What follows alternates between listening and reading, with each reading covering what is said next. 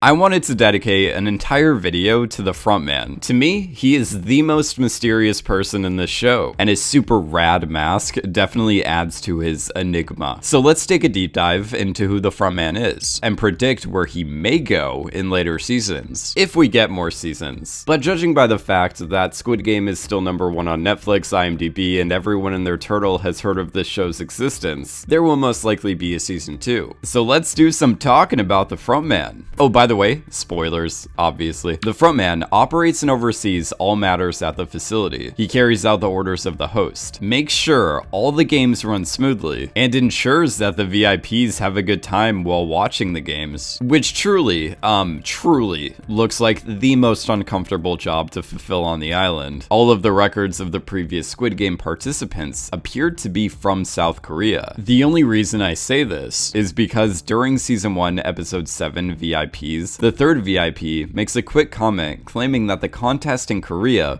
was the best, most likely implying that the contest in South Korea is one of many happening all around the world, possibly making #1's company an international business. These other competitions would be owned by #1, but each country's games would be independently run by their own frontman. So the frontman may not be the only frontman in their world. So how did our frontman become the second in command of this facility and the leader of all the guards? When on his way to his brother's apartment, Hwang Jin-ho is on the phone with his mother and claims that his brother is always dodging his calls. The frontman hadn't been missing for too long during this conversation, as Jin-ho was about to start contacting everyone who may know his whereabouts. And if he couldn't find anything, he was going to report his brother missing the next day. The frontman's landlord claimed that she checked in on him every day since the unpaid rent was due, which was 1 week prior to her and Jin-ho's conversation. The fish in the frontman's apartment were the opposite of alive, so he has definitely been gone for at least a week. Jin-ho discovers that his brother had held onto a Squid Game card from a previous competition back in 2015, storing it inside a box that looks like one of the coffins on the island, causing Jin-ho to put 2 and 2 together, and safely assume that his brother went to play in Squid Game 2020. The games happen only once a year, so it's very possible that after the frontman won back in 2015, he went back and forth between his normal life and managing the games. He could still somewhat maintain his social life during the year, but the games already must have been so time-consuming that he's always ignoring his family. Hwang Jin-ho did a thing. He snuck onto the island, killed a guard named Number 29, took his outfit, and pretended to be him, causing him to get roped into an organ harvesting side hustle with the other guards at the facility. You know, classic Thursday night activities with the boys. During Jin-ho's encounter with these guards, one of the triangles talks about a dying player who apparently shot up like a zombie and had one of its eyes popping out. This player was a woman who was shot with a sniper round during the red light green light game we saw in the first episode. The organ harvesters claim that they sold the player's organs, but she only had 1 kidney. But when initially telling the story, the guards didn't specify the gender, so Jin-ho mistakenly thought the woman was his brother. Jin-ho reveals to Number 28, and to us as an audience, that his own brother, aka the frontman, gave him one of his kidneys. Something I noticed when rewatching episode 5 is that the list of players for Squid Game 1999 is like a book long, but for the 2020 games, the list of players is like an entire shelf, meaning that the number of players is growing every year. When reading through the list of winners, you can see that the games began in the year 1988. I know Oilam started the games out of boredom, but the reason it could have started specifically in 1988 is because Black Monday happened in October of 87, which is one of the most historical stock market crashes for the global economy. The stocks continued to suffer until January of 1988. This is a graph of what Dow Jones looked like during this time. Look at that dip. With the economy getting worse, more people are participating in the games every year. Sung Gi-hun is the latest participant and the latest winner in Squid Game. But back in 2015, 132, aka the frontman, was the winner. When taking a good long look at the frontman's player profile, you can see that he used to serve as a police officer, explaining how he we knew that the bullet that came out of 28's head was from a Smith & Wesson M60 revolver that was standard issue for Korean police. So the frontman and his brother were both police officers at one point. If we take a second look at the frontman's profile, way down at the bottom of the page, you can see that he was involved with bribery. This is what most likely caused him to get into money trouble, as it got him fired from being a police officer, giving him a reason to enter the games. In just 5 years, the frontman went from a player to running the show. So what made him come back to the games? I mean, what made Sung Gi-hun go back to the games? Sung Gi-hun turned down seeing what's left of his family to return to the games to potentially take it down, but the main reason is still unknown. Who's to say at some point Sung Gi-hun may be tempted to fall down the same path as the frontman? Sung Gi-hun has a more optimistic view on humanity, but obviously has temptations to not be a good person. Plus, a lot of people were asking the question, if the frontman won the games back in 2015, how come he was still living in a very cheap, small apartment? In the frontman's apartment, you can see Theory of Desire by Jacques Lacan. In Lacan's understanding of desire, he determines the distinction between wants and needs. He views the term desire as always wanting something more, as it is impossible to desire what you already possess, causing the object of desire to be constantly out of reach. Sung Gi-hun also won the games, but didn't really spend any of the money as well, meaning both Sung Gi-hun and the frontman found no satisfaction from the money they won. I do think the games are pretty unethical before and during Red Light Green Light, but I do think the rules are pretty fair after the first game, as the players are then aware of the situation and are then given a choice to continue playing or to leave and go home. But it's repeatedly shown to us that life on the outside is as bad, if not worse, than in the games, which is why the games have such a high return rate. The only time we see the frontman not execute a rule breaker immediately is when a participant and some guards are ruining the equal opportunity of the games, as he reminds them of the certain principles that make up Squid Game. We can tell from this interaction alone that the frontman believes in the games, his reasoning being that the players suffered from inequality and discrimination in the real world, but in the games everyone is given an equal opportunity, claiming that the competition is offering each player one last chance to have a fair fight and win. 93% of players return after knowing they will probably die in the games. This fact alone supports the frontman's reasoning for continuing the games. More people return to it every year because they are left with no other option on the outside. But the frontman appears to be conflicted. When watching all of the games, he's behind a mask, so you can't really tell if he's enjoying it or not. When Hwang Jin-ho is in the frontman's apartment, you can quickly see a book about Rene Magritte, the surrealist artist who is well known for his paintings The Son of Man and The Man in the Bowler Hat. In both these paintings, the view of the subject's face is obstructed. When looking at the painting The Son of Man, there's an apple blocking the view of the man's face. When discussing his painting, Magritte claimed that we always want to see what is hidden by what we see. The painting is a conflict between the visible that is hidden and the visible that is present. This is the central theme of the story, as the characters are constantly trying to figure out who each other are behind the masks. So with that in mind, I want to build a case that the frontman is having doubts about the games. And the best way to prove this theory is to analyze the relationship between the frontman and his brother. When looking for the intruder on the island, the frontman is called over to examine a body that washed up on shore. He is handed Jin-ho's police ID that was recovered from said body. The frontman could clearly tell that the body was not the intruder, because even though the face of the body was pretty torn up, it still looked nothing like his brother, explaining why the frontman still had people looking for the intruder later in the episode. The frontman and Hwang Jin-ho have a lot of parallels. They are brothers who were both police officers at one point. They both have one kidney on opposite sides of their bodies, and during the confrontation on the cliff, the brothers exchange bullets in opposite shoulders. It's basically light side versus dark side. It's essentially Darth Vader versus Obi-Wan Kenobi. The frontman being the Darth Vader, as he's someone who's turned to the dark side, but a part of him is still desperately wanting to be good. And Hwang Jin-ho being the Obi-Wan Kenobi, as he's incorruptible and can't be brought over to the dark. It's very possible that Jin-ho could still be alive. If the frontman can survive a bullet to the shoulder, it's more than reasonable to assume that Jin-ho could survive it as well, assuming the drop off the cliff is also survivable. Plus, we just see Jin-ho fall into the water, and if we're going by the show's logic, if we don't see a character die on screen, there's a good chance they're probably still alive. However, it's constantly shown to us throughout the series that that all dead bodies are incinerated. So it would go completely against the logic of the organization and the logic of the show to have the frontman just leave Jinho's body in the ocean. Because if he did leave Jinho's body in the ocean, that would be Jinho's only way of escaping the island. The only thing that would explain Jinho still being alive would be that the frontman couldn't finish the job. We already saw how emotional he was during this confrontation on the cliff. His hand was trembling as he was holding the gun, so it could be possible that the frontman is keeping Jinho alive at the facility. The Squid Games are merciless. Anyone who breaks the rules dies. Anyone who reveals their identity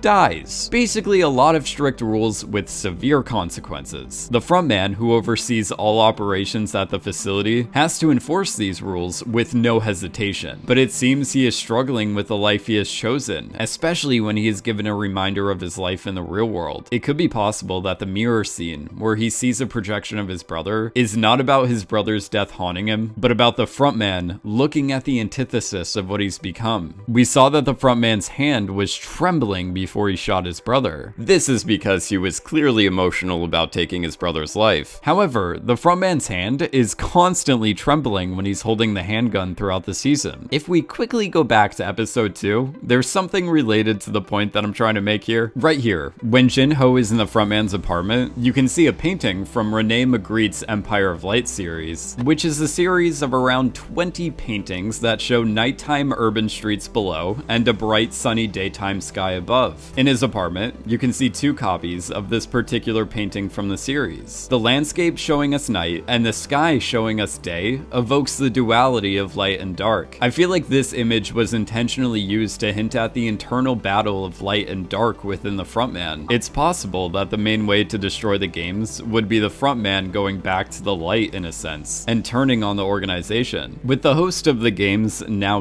dead, it's implied that the frontman will take over Oilam's position as the host, and will possibly be looking for a new frontman. That was my quick guide to the frontman. Obviously, I will be making more videos on the frontman when I figure out some more information about him, and if you want to keep seeing more Squid Game videos just like this one, please help support this channel by liking, subscribing, commenting, and doing all that stuff. And if you have any questions about Squid Game or any theories you want me to debunk, or theories you want me to talk about, leave a comment down below, and I may talk about them in an upcoming video. As always, thank you so much for watching, and I will see you in my next Squid Game video.